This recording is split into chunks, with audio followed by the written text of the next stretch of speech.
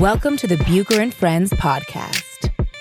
Here is your host. Let's send it over to Rick Bucher. Rick Bucher. Welcome to another episode of Bucher and Friends, part of the United WeCast Network. I'm Rick Bucher.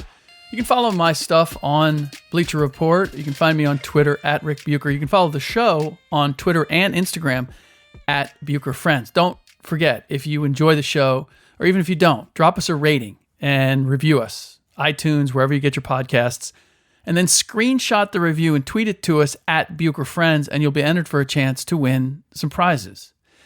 Also, we have a website, bucherandfriends.com, and there is a survey link on that page. It takes a couple minutes to fill out. If you do, you will be eligible to win a $50 gift card from Amazon. We got all this stuff we want to give away. Just give us a chance to give it to you. All right, so this is actually an edition of Bucher Friendless, in that it is me going solo to wax eloquent on a number of subjects before the All-Star break, All-Star weekend. I will be down there in Charlotte, catching up with a number of people, and I imagine we'll have guests filling the Wednesday slot of Bucher and Friends pretty much for most of the weeks after the All-Star break. But for now, it's just me going into it, because there's a number of things to get to that I need to speak on. And I want to start with, I knew there was a reason that I liked Monty McCutchen. Now, Monty was a longtime referee. I always knew him as the most dapper referee. He would show up in zoot suits, in plaid, double-breasted, with the two-tone shoes, looked like he was wearing spats. He was sartorially, he was pretty much out there. And for the most part, referees are a little bit like cops. You know, they're conservative and they dress conservatively. What I know about Monty, what I've found out since, maybe we'll have him on the show sometime, is he lives in North Carolina, as a matter of fact, a place called Asheville. And his wife is an artist in glass blowing, if I'm not mistaken. Anyway, he is part of a very eclectic tribe, shall you say, a family with an artistic bent. And certainly you can see that in his clothes and conversations that we've had. Now, the reason that I bring up his name is because of an incident that occurred at the end of the Pistons-Wizards game. And let's just say, anytime an official or a league defends a call, and the player or team that benefited from the call mocks the explanation of how the call was correct, it's not a good look. And that's what happened with a traveling violation by Bradley Beal in that Piston-Wizards game the other night in the final seconds. Now, it didn't affect the outcome of the game.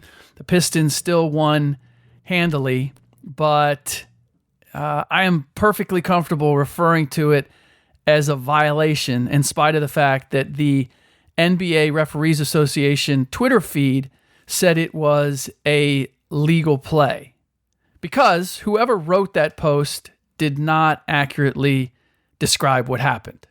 Bradley Beal, in seeing the explanation, or actually just seeing the clip of it, if you watch the clip, it just looks like he ran across the floor. He ran from the top of the key down to the baseline and then took a right turn, all without dribbling the ball. And I mean, it really looks funny. It looks like a guy trying to run away from somebody. And Beal's comment on Twitter was, "Looks clean to me," obviously tongue in cheek.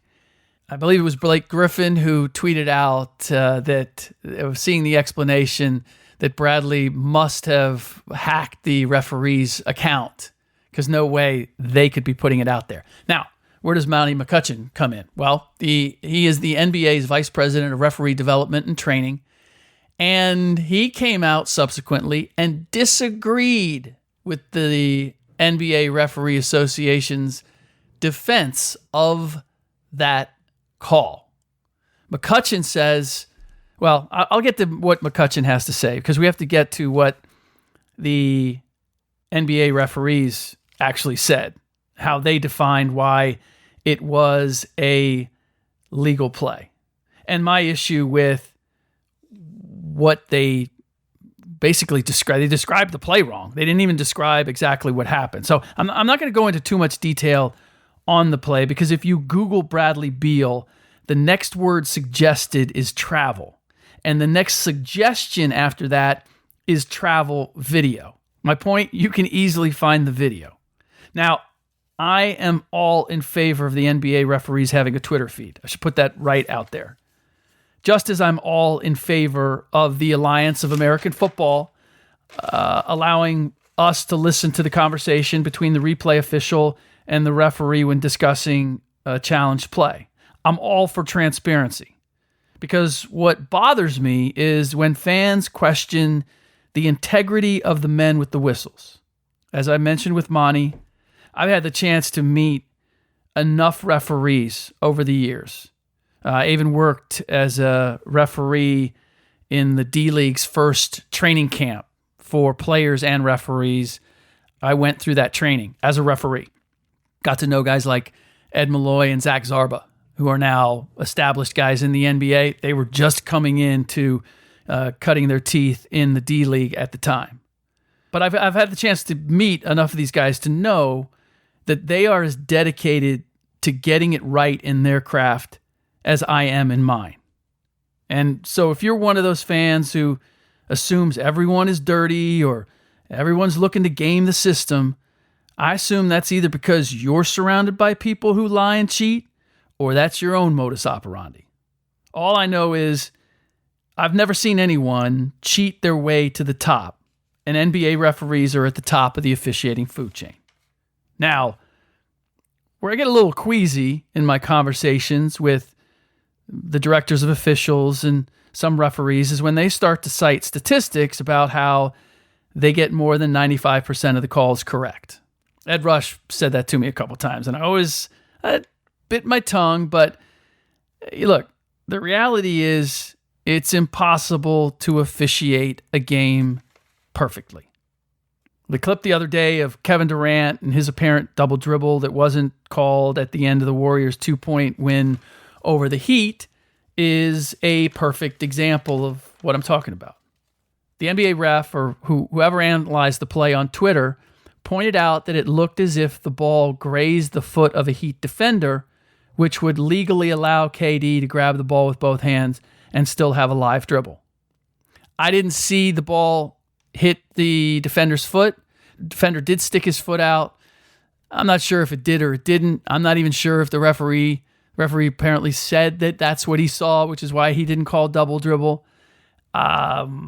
Whatever. Here's the thing. In showing that clip, a number of fans pointed out a couple of other potential violations that were not called on the play, which is the reality in the NBA. Don't be one of those dopes who says, well, they should call what they see and everything's there. And yeah, they should.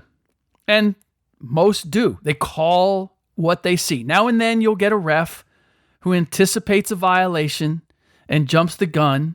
And trust me, as fast as the game is, if you've ever had to blow that whistle, I did it on the D-League level. That's still not as fast as the NBA game. The NBA game is lightning fast. And you have to make decisions and you have to make them authoritatively. And if you don't, you're not staying very long. It's a tough job. So even those that jump the gun, I kind of understand why. But for the most part, the referees are pretty good about waiting a beat, allowing their brain to process what they saw, and then blow the whistle. Of course, some fans are then going to complain about a late whistle as if there's some sort of rule about that. And this goes back to the whole integrity question.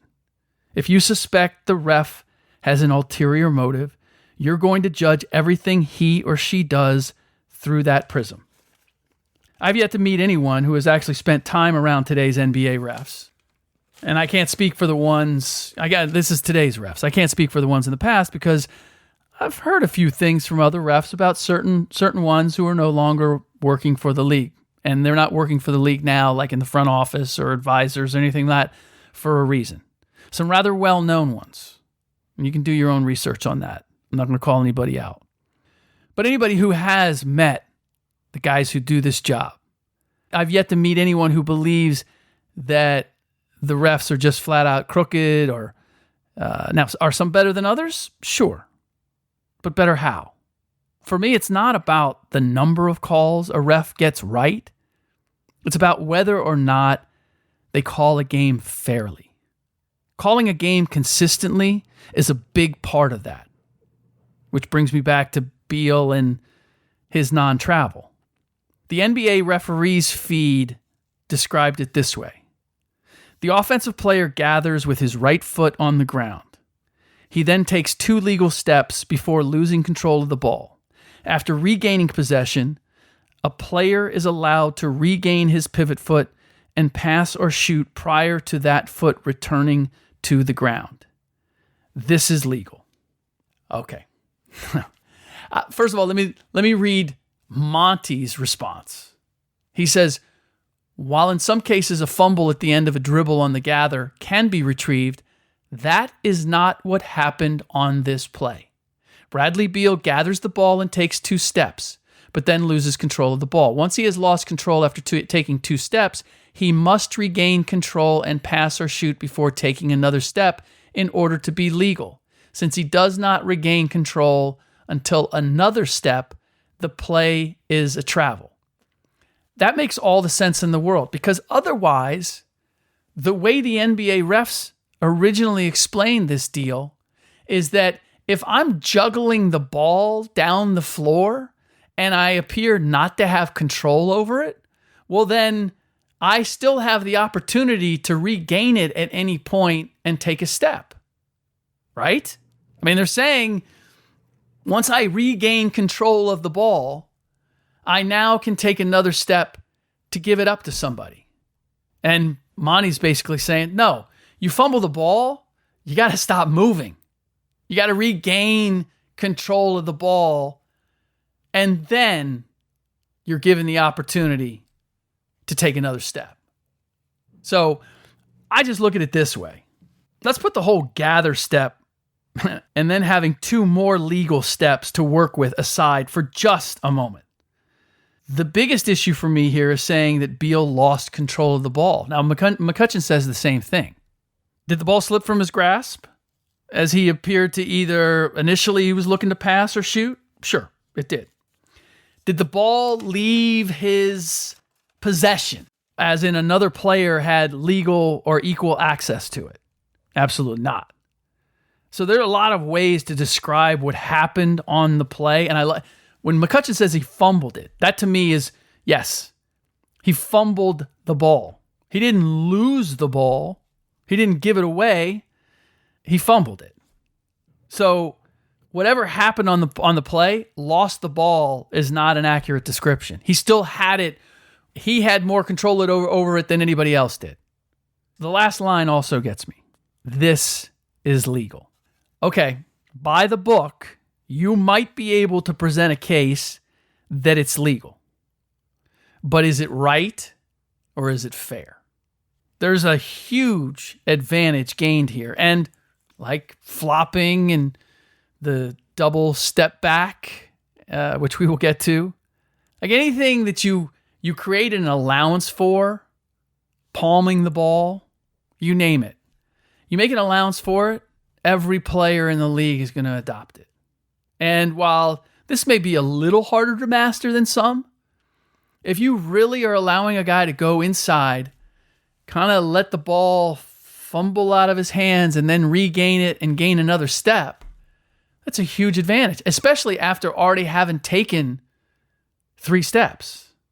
This whole gather step and then you get 2 more, that's not, even in the NBA, that's not the way it was always called.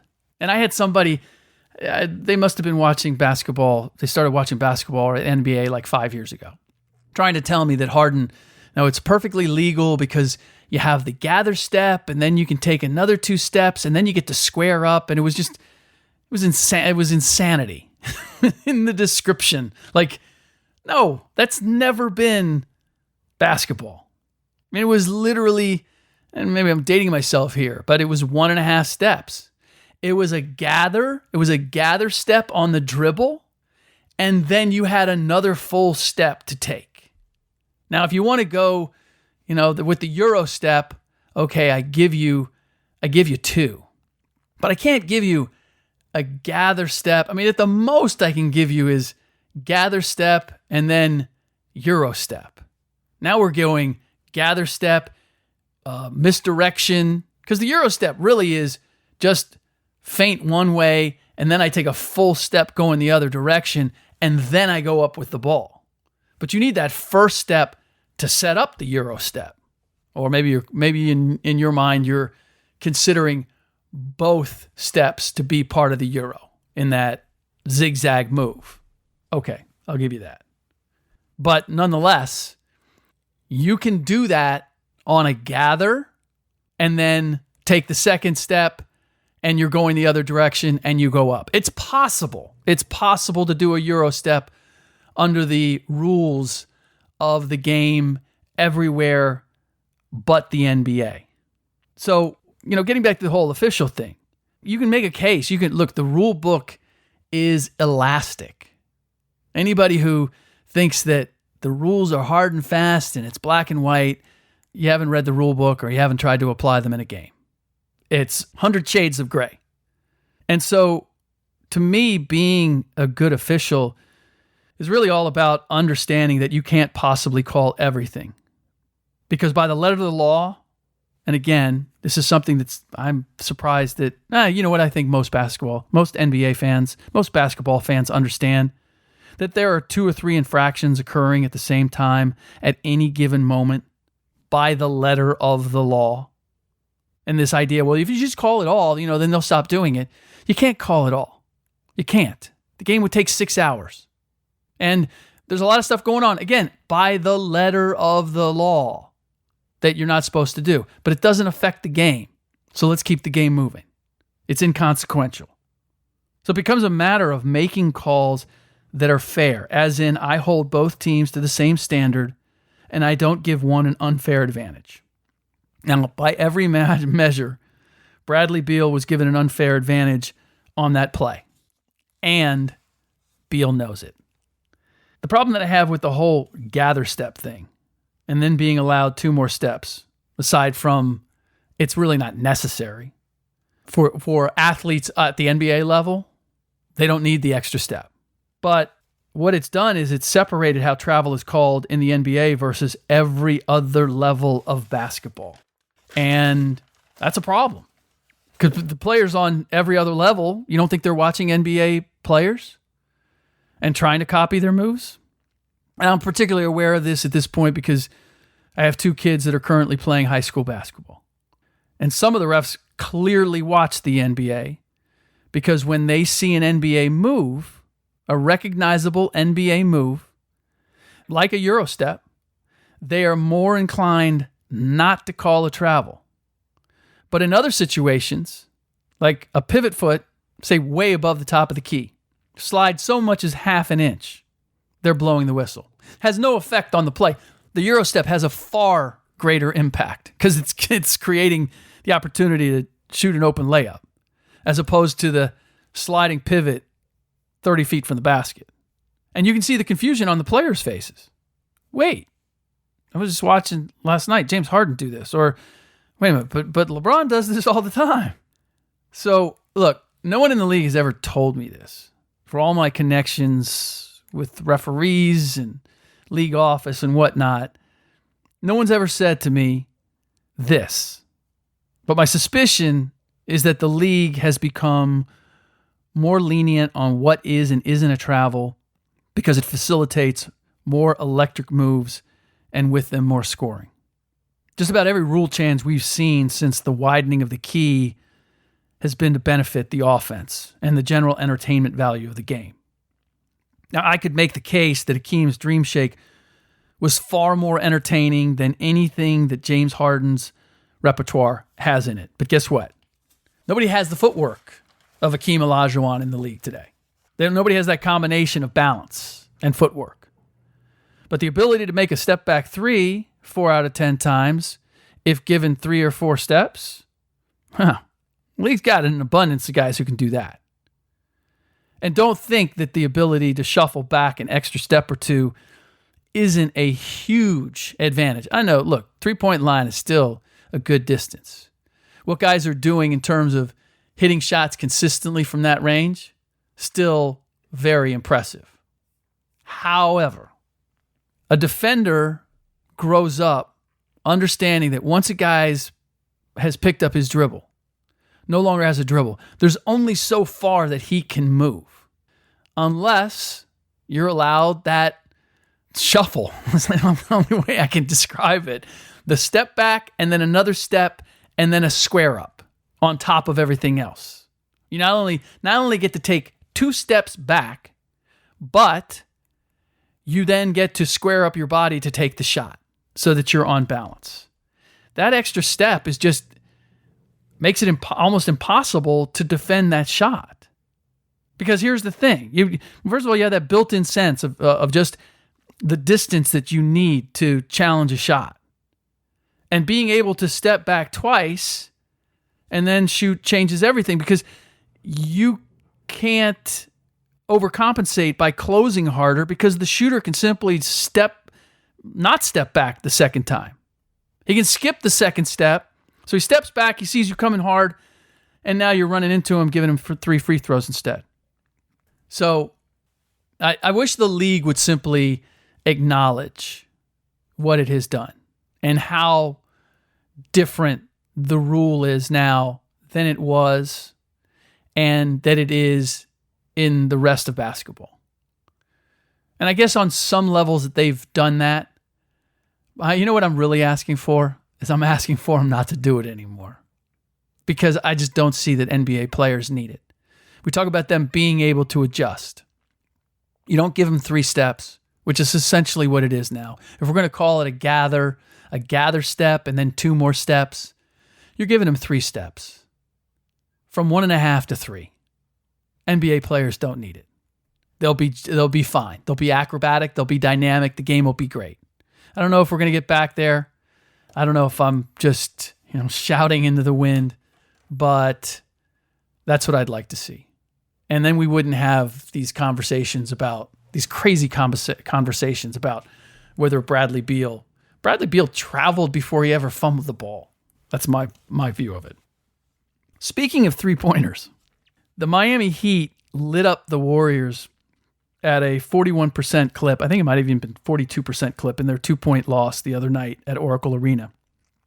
And it was largely because the Warriors were just slow rotating out the shooters. The Miami Heat they've improved. They're a middle of the pack 3-point shooting team. They shoot an average number on attempts, and they're right around the middle of the pack as far as making them. Here's the thing. Not only were they slow to rotate out the shooters, their interior rotations were almost as bad. Miami outscored them 48-34 in the paint. I'm not trying to be edgy in saying this. And I know that the Warriors have won 9 out of their last 10, at least, if not 10 out of their last 11. But until they climb up the defensive efficiency chart from 11, which is where they are now, into the top 7, I'm not buying all this talk about them being the overwhelming favorite to win another title. I'm not saying they can't. I'm just saying they won't just by having the most efficient offense. Subsequently, they played that. So that was Sunday night. They played the Heat. Tuesday night, they played the Utah Jazz. Same deal. Outscored in the paint. I don't believe, maybe efficiency-wise, Utah is not a great 3-point shooting team. I think they still shot a decent number. Warriors won going away. But I look at Draymond Green and the way he's played, and actually the great issue that they had against the Heat was DeMarcus Cousins. When you have a dynamic 5, an athletic 5, who's not afraid to defend him on the perimeter, to get far enough just to put a little pressure on him, because he ain't doing no step backs. And at the offensive end, is able to finish. I mean, Bam Adebayo and Hassan Whiteside had a field day. DeMarcus just couldn't get on the right side of them. And as big and as intimidating as he can be, I don't see him being a deterrent when it comes to teams trying to get into the paint. So that to me is something to keep an eye on as far as how their defense is. And I think one of the great issues that they had, particularly against Miami and with DeMarcus, is when they have to play from behind. If the team gets out and scores early, winning the first quarter has been more important than ever. Because they play from behind, then it's going to be harder to play DeMarcus because he can't play at that pace. Now, grinding out games, you got a nice lead. You can play him in the fourth quarter and milk it. I see that. But I've seen enough games now where you get to the playoffs and you're able to isolate on certain things. I see teams attacking DeMarcus Cousins at the defensive end. And we'll see ultimately how effective that can be, or if the Warriors have a counter for it, or how much they can use him. All right, that's it for this edition of Bucher Friendless, also part of the United WeCast Network, also a subsidiary of Bucher and Friends. And keep in mind, we want to give you some stuff. I have this great t-shirt and Game of Zones hat, courtesy of Bleacher Report. Trust Ye Process. If you're a Sixers fan, don't you want that t-shirt? It's got Joel Embiid on it.